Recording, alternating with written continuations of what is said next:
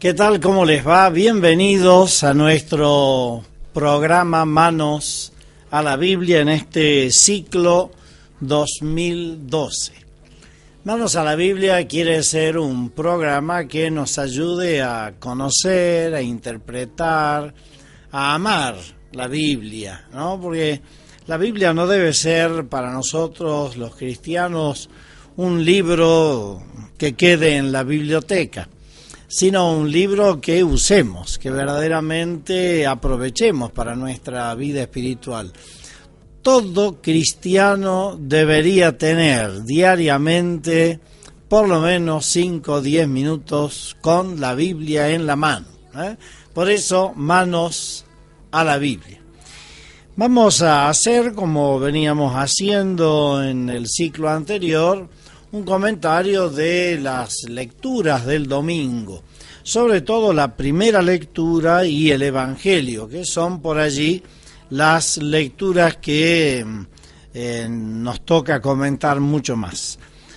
Este domingo, segundo domingo de Cuaresma, se nos trae en el primer texto de la liturgia un texto del libro del Génesis un tanto difícil, controvertido, extraño para nuestra manera de pensar, para nuestra cultura, para nuestros esquemas, diríamos, mentales, ¿no? Es el texto que nos narra el sacrificio que Abraham hace de su hijo Isaac, ¿no? Vamos a leer, esto está en el capítulo 22 del libro del Génesis. Acuérdese que el Génesis es el primer libro de la Biblia, ¿sí? Y este primer libro de la Biblia está en el contexto de los 5 primeros libros que se llama Pentateuco, ¿eh? Génesis, Éxodo, Levítico, Números y Deuteronomio, ¿eh? Los 5, la Torá, los 5 primeros libros de la Biblia. Bueno, en el capítulo 22 tenemos el texto que nos toca comentar este domingo. Dice así: después de estas cosas, sucedió que Dios tentó a Abraham, otra traducción dice probó a Abraham, y le dijo: Abraham, Abraham. Él respondió: heme aquí. Dios le dice: toma a tu hijo, a tu único hijo, al que amas, Isaac, vete al país de Moria y ofrécele allí en holocausto en uno de los montes, el que yo te diga. Y Abraham se levantó y ofreció, fue hasta el monte, en fin, ya conocemos un poquitito la historia.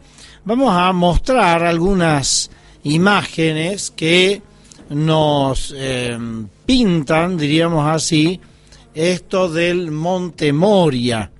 Allí tenemos una primera imagen en donde está, si el señor director lo muestra, ahí está, en donde se muestra cómo Abraham va con su hijo Isaac al monte que Dios le indica.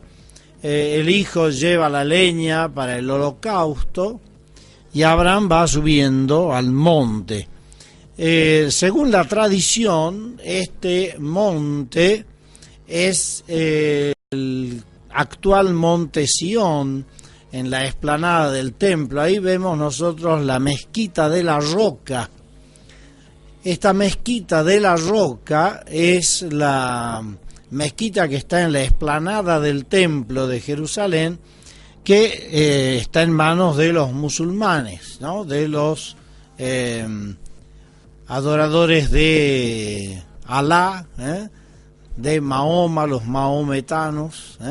Bueno, en esta mezquita, adentro de esta mezquita, que es la que se destaca en la ciudad de Jerusalén, está esta roca que ustedes ven allí en el centro de esta imagen, y esta roca es aquella según la tradición que tienen los musulmanes, la roca sobre la cual Abraham sacrificó o quiso sacrificar a su hijo Isaac.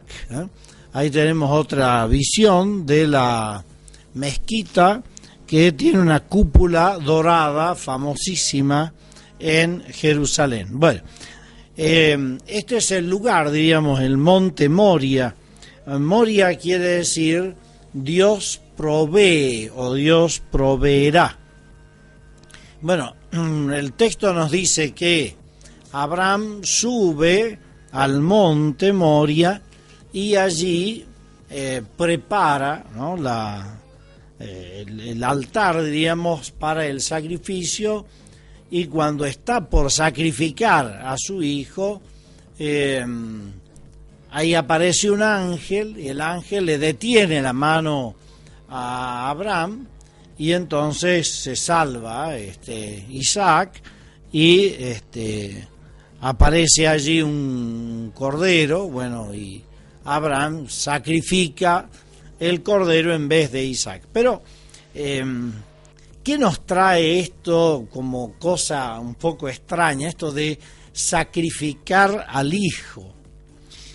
Los pueblos vecinos a Israel, los pueblos cananeos, por ejemplo, eran pueblos que tenían esta costumbre, la costumbre de sacrificar niños para que Dios sea propicio. Por ejemplo, en una construcción hay testimonios, hay restos arqueológicos que hablan de estos sacrificios hechos por pueblos cananeos, sobre todo en las ciudades de Megiddo, en la ciudad de Jericó. Pareciera que estos pueblos, para que vaya bien, por ejemplo, la construcción, sacrificaban un niño. Inclusive en la tradición de Israel está la figura de Jefté. Está esto en el capítulo, si ustedes se fijan, en el capítulo 11 del libro de los jueces, libro de los jueces. En el capítulo 11, en el versículo 29 en adelante, Jefté hace un voto a Yahvé. Dice un voto a Yahvé y le dice: si entregas en mis manos a los amonitas, es decir, Jefté va a pelear contra los amonitas, dice: si entregas en mis manos a los amonitas, el primero que salga de las puertas de mi casa a mi encuentro cuando vuelva victorioso de los amonitas será para Yahvé, y lo ofreceré en holocausto. El holocausto era quemar la víctima, es decir, no solamente sacrificarla, sino quemarla. Por eso Abraham lleva la leña para el holocausto. Y entonces, ¿qué pasó con Jefté? Y que salió a recibirlo su hija. Y Jefté había hecho el voto, luego tiene que sacrificar a la hija que había él prometido. Entonces, esto de sacrificar personas era propio de la cultura de los pueblos vecinos.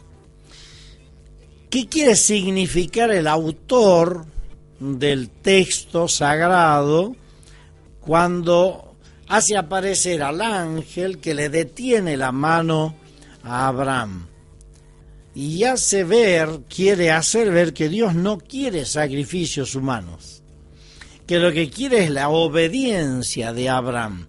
Aquí está en juego el tema del sacrificio y de la obediencia, como un texto prototípico quiere decir modelo de lo que después va a ser el sacrificio de Jesús en la cruz, que fue un sacrificio de obediencia.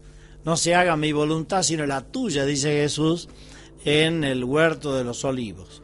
Por lo tanto, esto de que Abraham sacrifica a su hijo Isaac, el hijo de la promesa, ¿de dónde iba a salir la descendencia sino de ese hijo?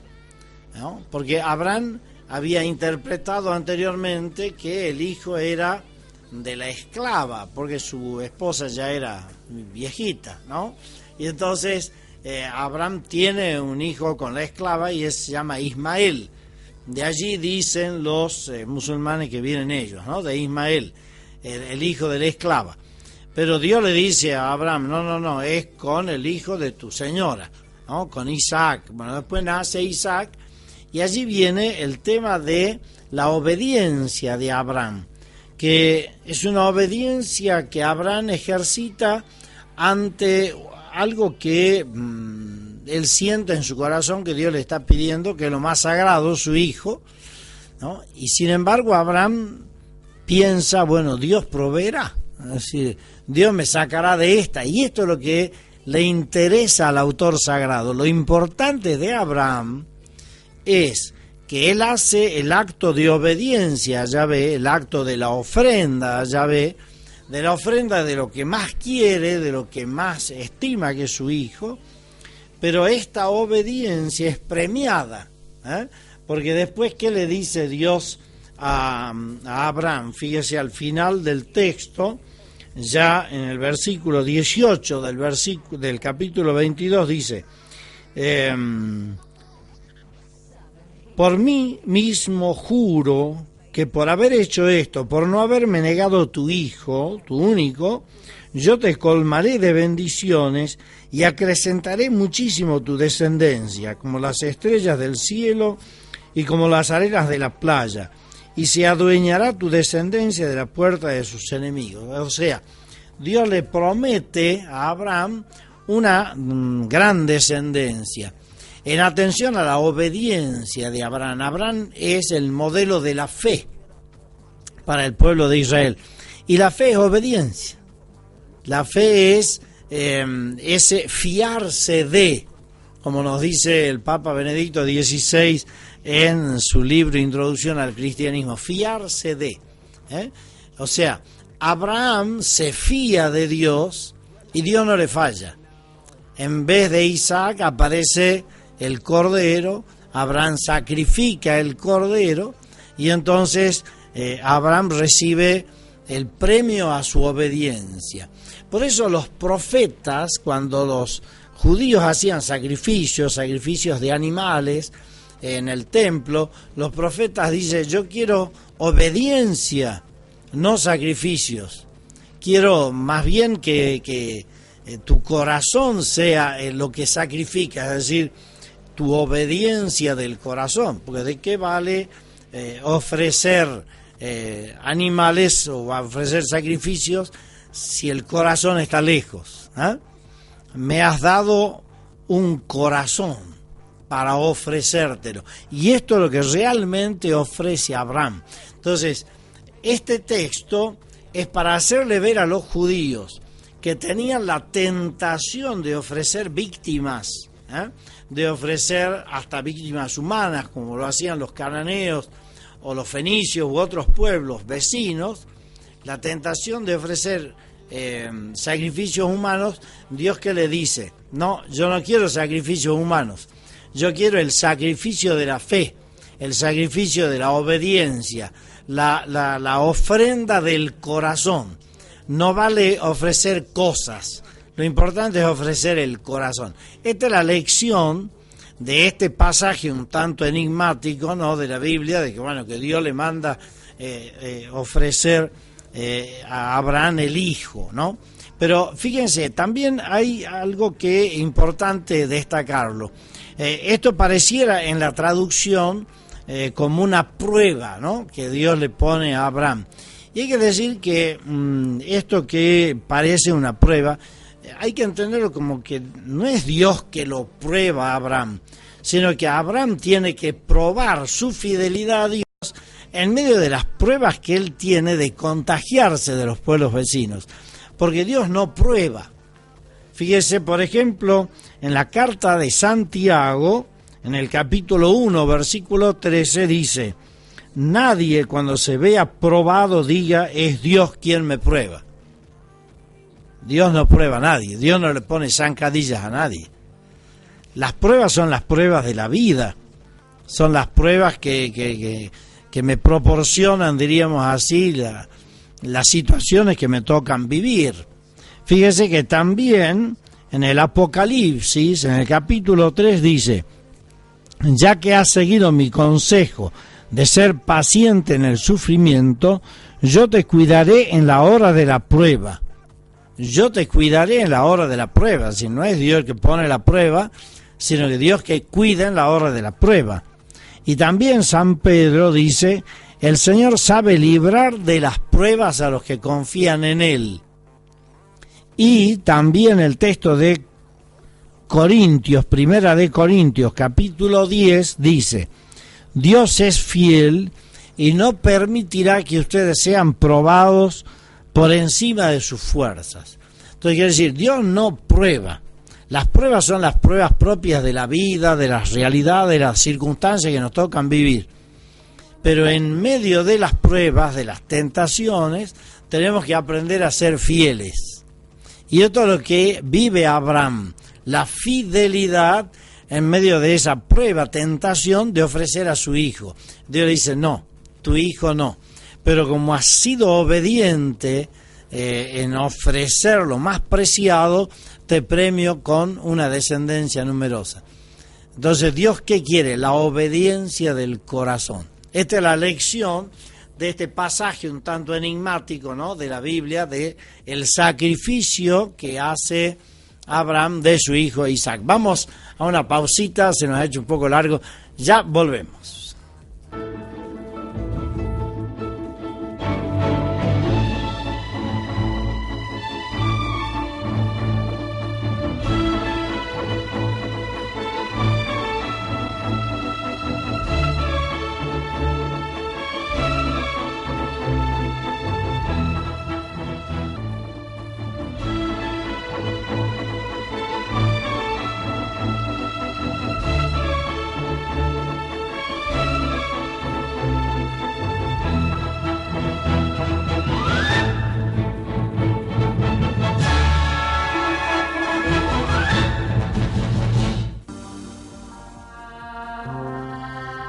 Anoche tuve un sueño.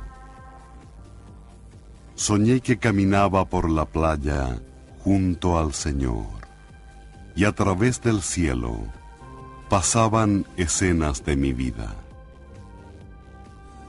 Por cada escena que pasaba, percibí que quedaban 2 pares de pisadas en la arena, 2 huellas. Unas eran las mías y las otras del Señor. Cuando la última escena pasó delante nuestro, miré hacia atrás, hacia las huellas en la arena, y noté que muchas veces en el camino de mi vida había un solo par de huellas en la arena. Noté también que esto sucedía en los momentos más difíciles de mi vida. Esto me perturbó y entonces pregunté al Señor: Señor, tú me dijiste que cuando yo decidiera seguirte, tú andarías conmigo a lo largo de todo el camino. Pero he notado que durante los peores momentos de mi vida, se divisan en la arena solo un par de huellas. No comprendo por qué me abandonaste en las horas que más te necesitaba. Entonces, Él, clavando en mí su dulce mirada, me contestó: Hijo querido, yo siempre te he amado y jamás te dejaría en los momentos más difíciles. Cuando viste en la arena un solo par de huellas, fue justamente allí donde yo te llevaba en mis brazos.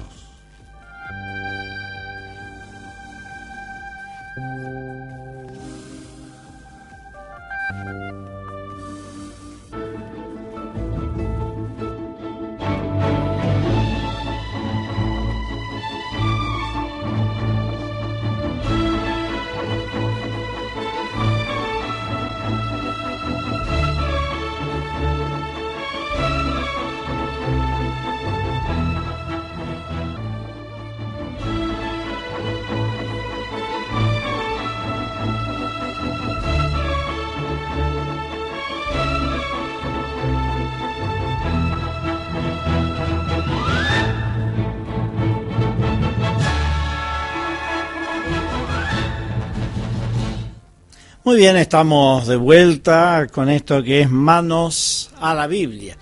Y habíamos leído y explicado brevemente, porque habría mucho más para hablar, esto del sacrificio que hace Abraham de su hijo Isaac. Decíamos que lo importante es la obediencia de Abraham, el corazón que Abraham ofrece, se fía de Dios, pero lo hace en el monte. El tema del monte en la Biblia es un tema recurrente. El monte es el lugar de la manifestación de Dios. Está el monte Sinaí, el monte Tabor, el monte de las tentaciones, el monte de la ascensión, el monte de los olivos. El monte es el lugar donde Dios se manifiesta. Y el Evangelio nos lleva a otro monte, que es el monte Tabor, un lugar en donde se tiene en una gran llanura esta montaña, se llama así Tabor, es el monte más alto de toda la región. Bueno, San Lucas, San Mateo y San Marcos, los tres evangelios sinópticos, narran este hecho de la transfiguración del Señor. Nosotros lo leemos en el Evangelio de San Marcos, en el capítulo 9, versículo 2. Marcos 9, 2. Dice así: Jesús tomó a Pedro, Santiago y Juan, los llevó a ellos solos aparte a un monte alto. La verdad que es una montaña bastante alta, que está en una gran llanura, es una montaña que está solita allí en medio de esa gran llanura y a la cual se sube raudamente con unos taxis que proporcionan ahí nuestros hermanos musulmanes, y hay que ir con bastante cuidado porque suben a toda velocidad. Arriba de esa montaña actualmente hay una iglesia de 3 naves que simula las 3 carpas que pide Pedro armar allí, ¿no? Bueno, en este monte Tabor Jesús se transfiguró delante de ellos y sus vestidos se volvieron resplandecientes, muy blancos, tanto que ningún tintorero en la tierra sería capaz de blanquearlos de ese modo. Se le aparecieron Elías y Moisés y conversaban con Jesús. Luego dice, se formó una nube que los cubrió con su sombra y se oyó una voz desde la nube: este es mi Hijo amado, escúchenlo. Y de pronto, mirando a su alrededor, ya no vieron a nadie más que a Jesús solo con ellos. Este texto de la transfiguración de Jesús es un texto que nos habla de lo que se llama técnicamente una teofanía, es decir, ¿qué es lo que San Marcos quiere señalar en este texto? Quiere señalar precisamente la divinidad de Jesús. ¿Dónde ubica San Marcos este texto? En la segunda parte de su Evangelio. La primera parte del Evangelio de San Marcos, los 8 primeros capítulos, está dominado por lo que se llama el secreto mesiánico, es decir, Jesús todavía no se da a conocer plenamente. Pero en la segunda parte, que empieza con este texto, Jesús ya se da a conocer abiertamente. Entonces, este texto de la transfiguración, que está dominado por signos muy patentes de la divinidad, quiere señalar que Jesús se revela antes de su pasión como verdadero Dios, como el Hijo por excelencia. Entonces, veamos algunos detalles. Fíjense, primero el monte, ¿no? La montaña es el lugar donde Dios se manifiesta. Luego, las vestiduras. Esto de las vestiduras resplandecientes es también un signo de la divinidad. En el libro del Apocalipsis, cuando se habla de los que se salvan, también van vestidos con vestidos resplandecientes. Quiere decir, esta es la presencia de la divinidad. Luego, también aparece allí el tema de Moisés y Elías. Moisés es el signo de la ley, porque Dios le da la ley al pueblo en la persona de Moisés, ¿eh? Y Elías, el gran profeta. Quiere decir, todo el Antiguo Testamento, la ley, Moisés, los profetas, Elías, están como yendo hacia Jesús, que está en el centro. Entonces, esta imagen significa que Jesús es la síntesis de la ley y los profetas. Todo lo que constituye el Antiguo Testamento, ley y profetas, están resumidos y hay que leerlos desde Cristo, ¿eh? Por eso están Moisés y Elías y Jesús en el medio. Y hay otro detalle, el detalle de la nube. Dice en el versículo 7, entonces se formó una nube que los cubrió con su sombra. La nube y la sombra es también signo de la presencia de la divinidad en el Antiguo Testamento. Entonces quiere decir que aquí hay una manifestación de Dios. Hay vestiduras resplandecientes, hay una nube, signo del Espíritu, de la presencia de Dios, ¿eh? Y hay una voz. ¿Qué dice esta voz que habla desde la nube? Si es la voz de Dios. Este es mi Hijo amado. Este es mi Hijo. Es decir, una declaración solemne de parte de Dios de que Jesús es su Hijo. Moisés no, Elías tampoco. El Hijo es Jesús. Y luego viene esta frase o esta palabrita, este verbo, escúchenlo. Entonces, ¿qué nos está queriendo decir San Marcos con este texto? Que antes de empezar el drama de la pasión, hay una manifestación de quién es verdaderamente Jesús. Jesús es el Hijo de Dios, verdadero Dios, vestidura resplandeciente, nube que lo cubre, ¿sí? Síntesis del Antiguo Testamento, Moisés y Elías, y aquel a quien hay que escuchar. Después nos dice el texto que bajaron del monte, Jesús les dice que no le digan a nadie, y el versículo 10 dice, ellos observaron esta recomendación discutiendo entre sí qué era eso de resucitar de entre los muertos. Quiere decir que Jesús hace como un anticipo de su resurrección. Pero, ¿qué nos deja este texto? Que por un lado tenemos que aprender a subir la montaña en Cuaresma. Subir la montaña quiere decir subir como Abraham, que subió a la montaña y ofreció su corazón a Dios. Subir la montaña quiere decir subir como Jesús y como Pedro, Santiago y Juan, que subieron con él a tener una experiencia fuerte de Dios. Y luego hay que aprender a bajar de la montaña. Y el que baja de la montaña, de esa experiencia de Dios, está dispuesto a dar la vida como Jesús la dio, porque Jesús baja de la montaña y va hacia la muerte, va hacia Jerusalén a dar la vida. Entonces, Cuaresma, ¿para qué es? ¿Para qué vivimos Cuaresma?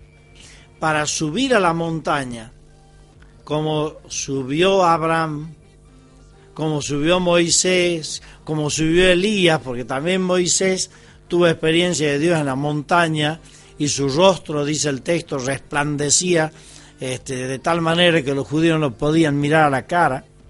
También Elías subió a la montaña y en la montaña experimentó la presencia de Dios en la suave brisa. Entonces, Cuaresma es para subir a la montaña, tener la experiencia de Dios, una experiencia que nos embarga. Pedro, Santiago y Juan Pedro dice con la voz cantante siempre, qué bien que estamos aquí, hagamos 3 carpas, nos quedemos un poco acá, está tan lindo. Vivamos esta experiencia a fondo. Entonces, Cuaresma es para subir, tener esa experiencia de Dios, una experiencia que en nosotros se da en la medida en que subimos por la oración, por la penitencia, por el ayuno, por la escucha de la palabra, porque hay que escucharlo, para poder después bajar a la vida de todos los días, a la realidad que nos toca vivir cada día, y saber ofrecer la vida como la ofreció Jesús en la cruz. Montaña, experiencia de Dios, vida entregada, corazón puesto en las manos de Dios, corazón que se fía de Dios, tantas cosas que nos traen estas dos lecturas tan bonitas que la Iglesia nos ofrece en este segundo domingo de Cuaresma. Ojalá que lo hagamos realidad en la vida de cada día. Nos atrevamos a subir y bajar, a tener la experiencia de Dios y a vivir con esa experiencia la vida de cada día.